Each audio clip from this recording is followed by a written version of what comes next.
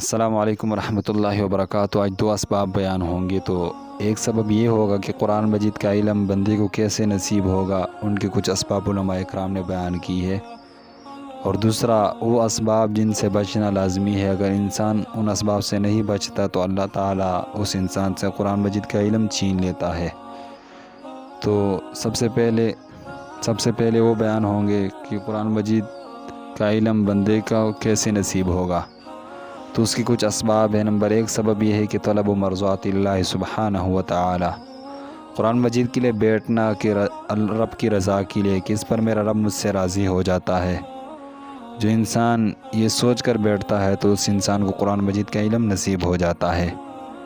اور عبداللہ بن مسعود سے کسی نے سوال بھی کیا ہے کہ میں کیسے معلوم کروں کہ میرا رب مجھ سے محبت کرتا ہے یا نہیں، تو اس نے جواب دیا کہ فانظر الی محبتک مع القرآن، تو اپنا محبت قرآن مجید کے ساتھ دیکھ۔ اگر تو قرآن مجید کو وقت دیتا ہے، اس کو پڑھتا ہے، اس کو سیکھتا ہے، تو اس بات پر خوش ہو جا کہ تیرا رب بھی تجھ سے محبت کرتا ہے اور تجھ سے راضی ہے۔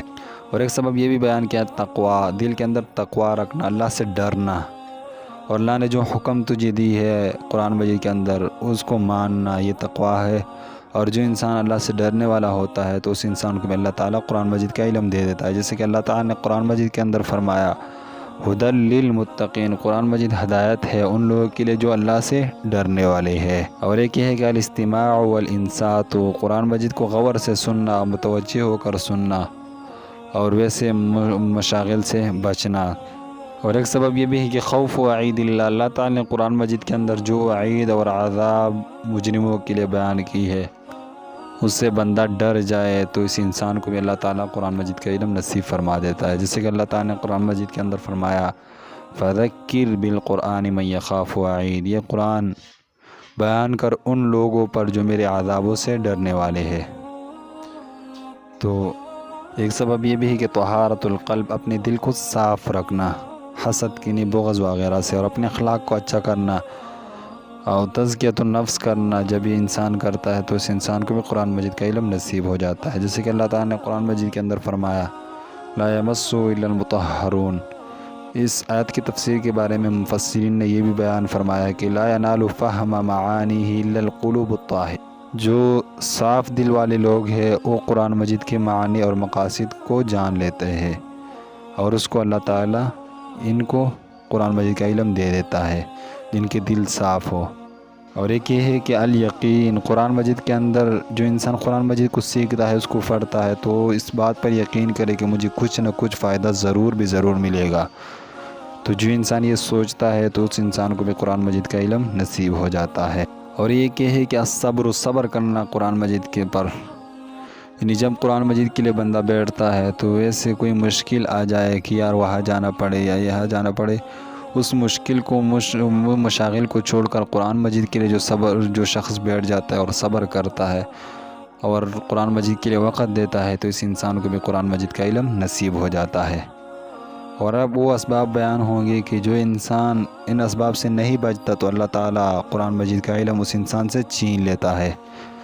تو اس میں سے سب سے پہلا سبب وہ ہے کہ البدعہ، بدعتی انسان کو اللہ تعالیٰ قرآن مجید کا علم نہیں نصیب فرماتا۔ جو انسان بدعتی ہوگا تو اس کو قرآن مجید کا علم نہیں ملے گا۔ اور ایک یہ ہے کہ الاصرار علی الذنب، جو انسان بہت زیادہ اور ہمیشگی سے گناہ کرتا ہے تو اس انسان کو بھی قرآن مجید کا علم نصیب نہیں ہوتا اور وہ قرآن مجید سے فائدہ نہیں اٹھا سکتا۔ تو اس لیے زیادہ گناہوں سے بندے کو بچنا چاہیے۔ اور ایک سبب یہ ہے کہ الکبر، تکبر سے بچنا۔ تکبر کسے کہتے ہیں؟ حق بات کو ٹکرانا اور اپنے مسلمان بھائی کو حقیر سمجھنا، یہ تکبر ہے۔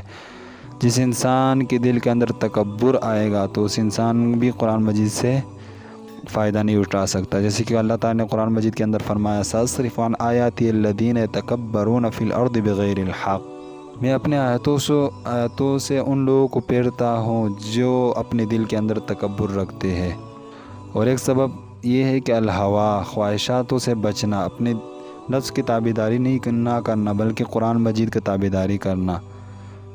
تو جو شخص اپنے نفس کا تابعداری کرتا ہے تو اس انسان کو بھی اللہ تعالیٰ قرآن مجید کا علم نہیں دیتا۔ اور حب الدنیا، دنیا کے محبت کو اپنے دل سے نکالنا، جو انسان اپنے دل کے اندر دنیا کا محبت رکھتا ہے تو اس انسان کو بھی قرآن مجید کا علم نصیب نہیں ہوتا بلکہ آخرت کا محبت اپنے دل کے اندر رکھ کے آخرت میں اللہ کے ساتھ کہ اللہ کو کیسے جواب دوں گا کہ اللہ نے مجھے زندگی دی ہے، وقت دی ہے، اس وقت کا جواب کیسے دوں گا، اس زندگی کا جواب کیسے دوں گا، صحت دی ہے، اس کا جواب کیسے دوں گا. جب یہ سوچے گا تو انشاءاللہ پھر قرآن مجید کی طرف متوجہ ہوگا. اور جو انسان قرآن مجید کی طرف متوجہ ہوگا تو قرآن مجید سے فائدہ اٹھائے گا. لیکن جب وہ دنیا کی طرف متوجہ ہوگا تو وہ بھی قرآن مجید سے فائدہ نہیں اٹھا سکتا. اور ایک یہ ہے کہ یکون غیر متحقق الایمانی، اپنے ایمان کو قوی کرنا. انشاءاللہ پھر ہم بیان کریں گے کہ ایمان زیادہ ہوتا ہے یا نہیں دلیلوں کے ساتھ. تو جو انسان کامل ایمان والا ہوگا اور تو قرآن مجید سے فائدہ اٹھا سکتا ہے، لیکن جو انسان کامل ایمان والا نہیں ہوگا تو وہ انسان بھی قرآن مجید سے فائدہ نہیں اٹھا سکتا.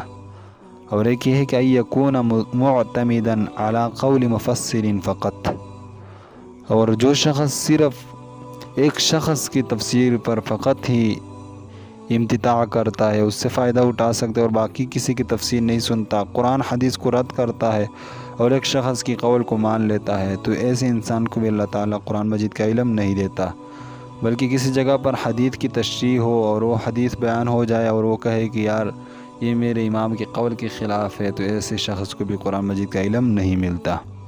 اور ایک اس شخص کو بھی قرآن مجید کا علم نہیں ملتا یکون راجعا الی معقولہ،